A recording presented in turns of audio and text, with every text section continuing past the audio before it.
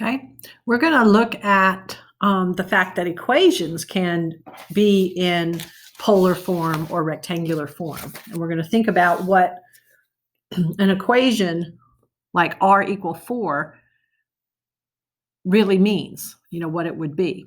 Okay. And so this is the polar form, and we're going to get it into rectangular form. So we're going to wind up trying to use some of those things. Let me back up a little bit and remind you of them. We're going to be trying to use some of these relationships again right here. These become very important. So you might want to have that page handy because you look at that, you think about that as you're trying to convert between the two. So the big thing we're trying to do is get rid of the r's and the thetas and get the x and the y's in there. So we're looking for things involving x's and y's that are related to this. So one thing I could do on this would be to square both sides. When I do, I get r squared equals 16. And the reason I thought about doing that is because then I can think about how r squared is really equal to x squared plus y squared. R squared is like the radius, that triangle that we typically make. And so then I know x squared plus y squared equals 16. You could have actually looked at the formula that said r equals the square root of x squared plus y squared and done that, and then squared both sides to get that. If that makes more sense, you could think of it that way. All right, so what r equal 4 really is, it's telling you, it's not giving you any information about the angle, but it's telling you the r is always 4. So where would you be in the polar coordinate system if your r was always 4? So you'd be out 4 units, okay? But there's no angle specified. The angle could be anything. So if you're out 4 units and the angle could be anything, then aren't you somewhere on a circle of radius 4? And you may not recognize that because you're new to r equal 4. But if you think about it in terms of the rectangular coordinate system, that's exactly what x squared plus y squared equals 16 turns out to be, a circle of radius 4. All right. Now what's happening on this one is we know the angle is 3 pi over 4. So that would be over here, right? But you don't know your r. Your r could be anything. So if your r is a positive number, you might be at 1 unit, 2 units, 3 units, any fractional, 4 and 1/3 units. So you could be anywhere out here, okay? But you could also be somewhere over here, couldn't you? Because if r were negative, you'd be over here. So what I just drew is what we're trying to write the equation for in the rectangular coordinate system.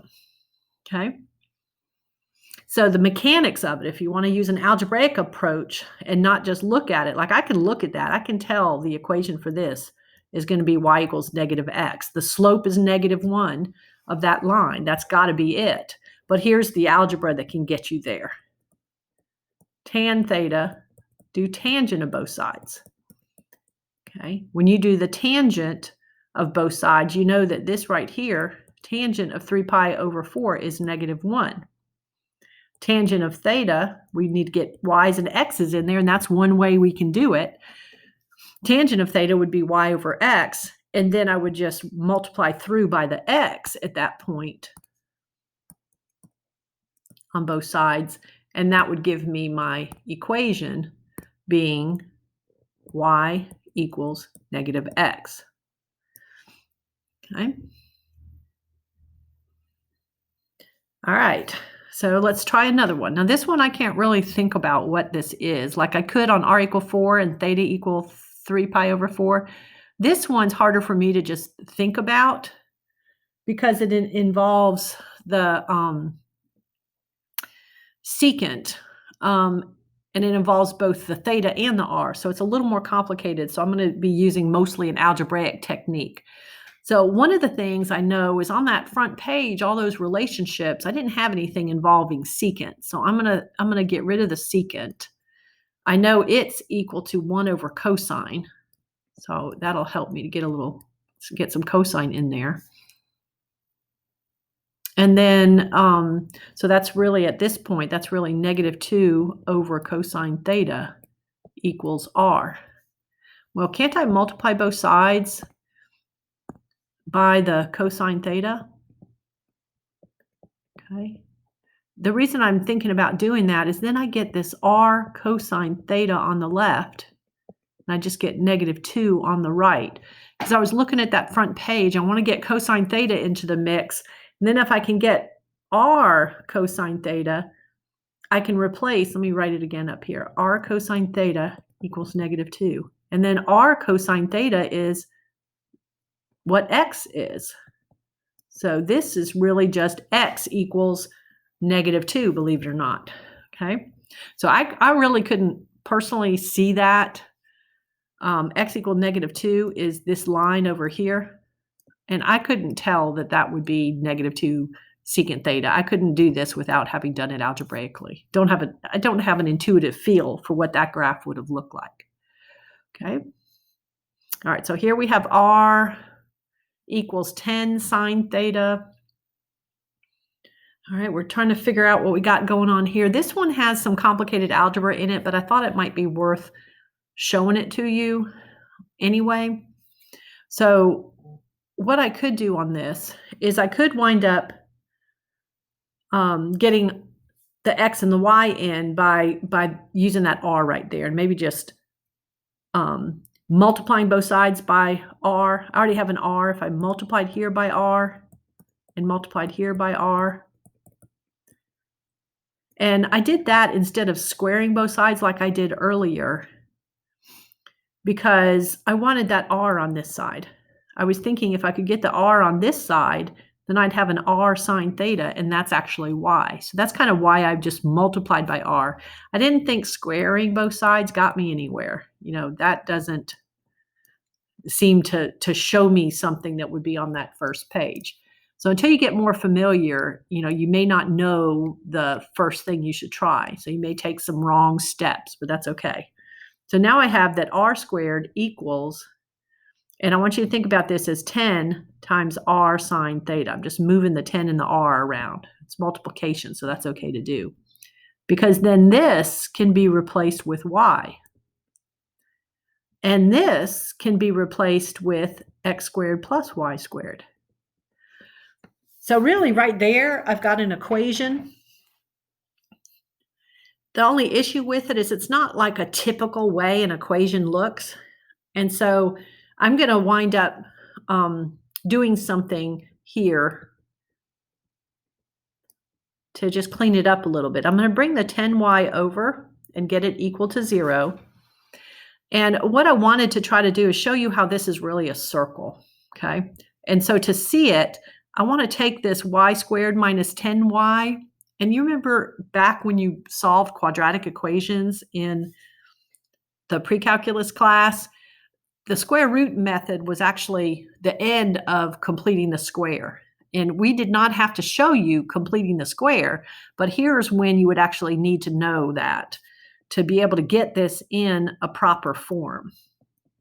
Here's what we're going to do.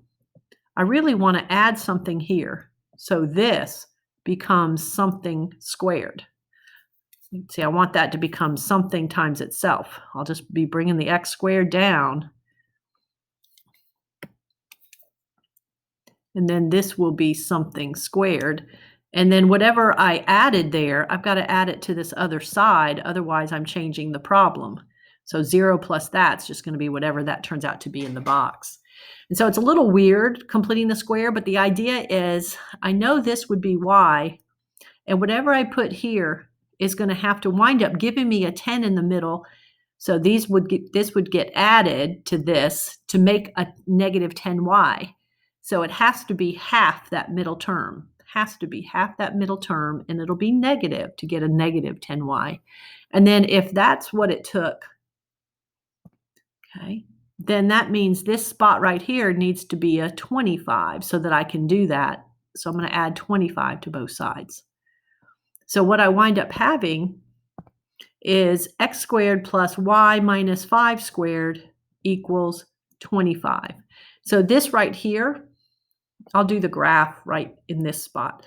This right here turns out to be a circle, but that y minus 5 is just going to wind up shifting that circle. Okay, and so it's going to wind up being, the center is going to wind up being at 0, 5. And then you're going to have a circle of radius 5 right there. So it's going to look something like that. And you don't really have to know that. You just have to be able to manipulate the algebra a little bit. And I'm probably not going to give you anything that requires completing the square, but I just wanted you to see an example of it. So this would be the best way to write that. Okay. All right. So now I want to continue. No, I don't want that moving. All right. So that shifted a little bit, darn it. Oh, well. So now let's move to going the other way, starting with rectangular and trying to get that to where I have r's and thetas as necessary. Okay. All right. So with this one, we have the 3 with an x minus the y equals 6. And we know that we can put r cosine theta where x is, and we can put r sine theta where the y is. And so that gets to where we have the x's and the y's in there. The problem is your equation would be kind of like you do with y's and x's. A lot of times we write an equation y equals like all the x's on the one side. So you normally would do a little bit of work to get your r on one side and your angles on the other. Okay? And it's not too bad. So what you would wind up doing is maybe just factoring out the r. That would leave you 3 cosine theta minus sine theta. Okay. And then you could get the r by itself by just dividing out that 3 cosine theta minus sine theta. Now that you've got it, so there's multiplication there, you could divide by that on both sides.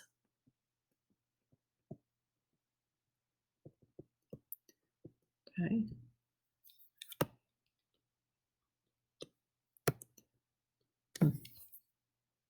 I'll just leave the parenthesis there. All right, so this is gone. And so our final answer on this turns out to be r equals 6 over 3 cosine theta minus sine theta. The bar like that. Okay?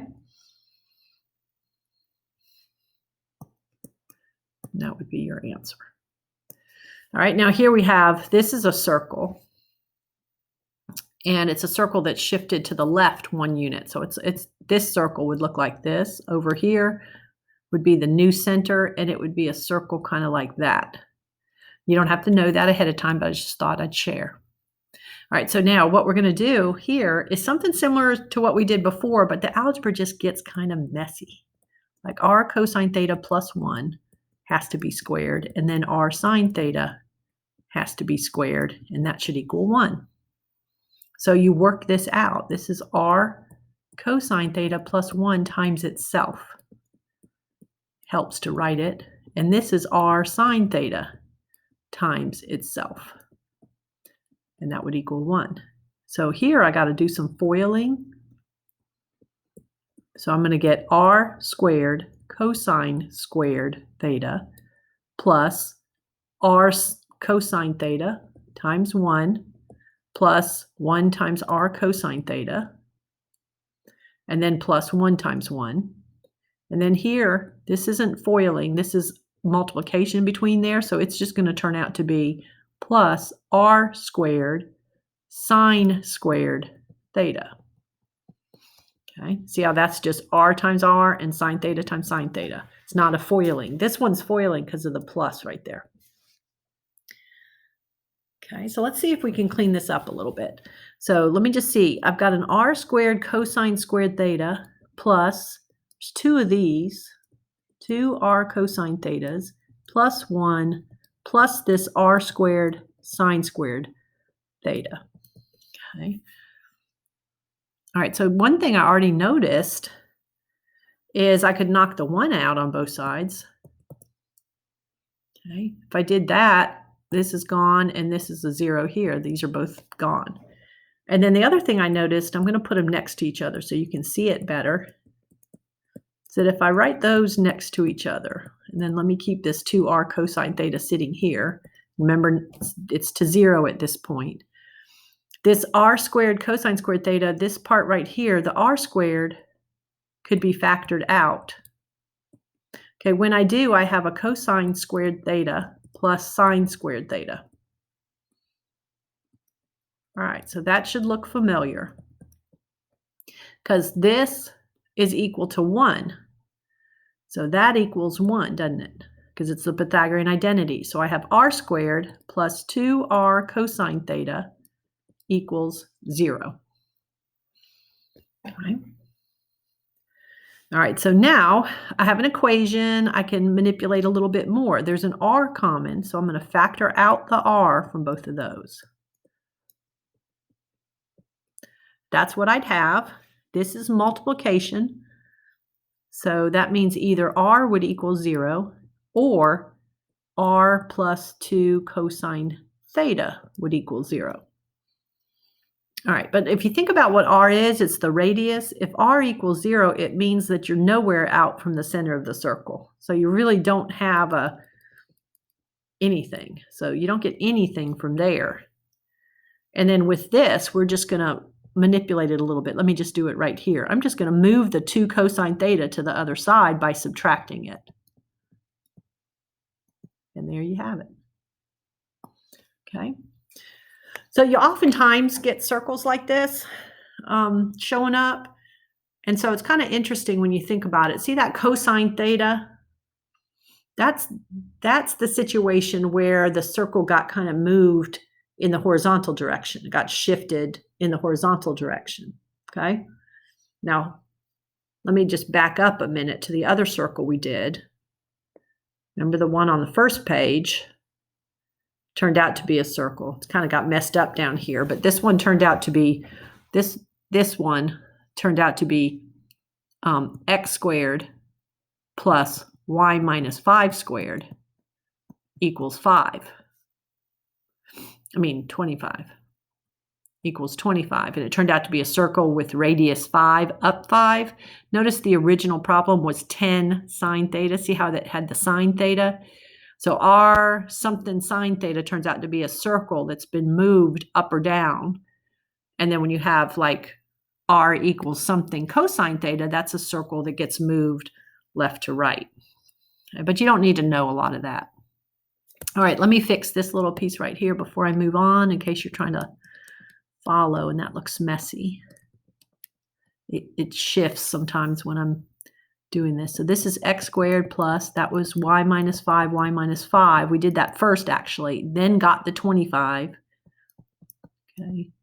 And so that got us to the y minus 5 squared equals 25. And that was our final answer. Okay. All right. So that video, I just wanted to look at switching back and forth between rectangular and polar forms. And then we're going to get into looking at complex numbers and vectors in the next video.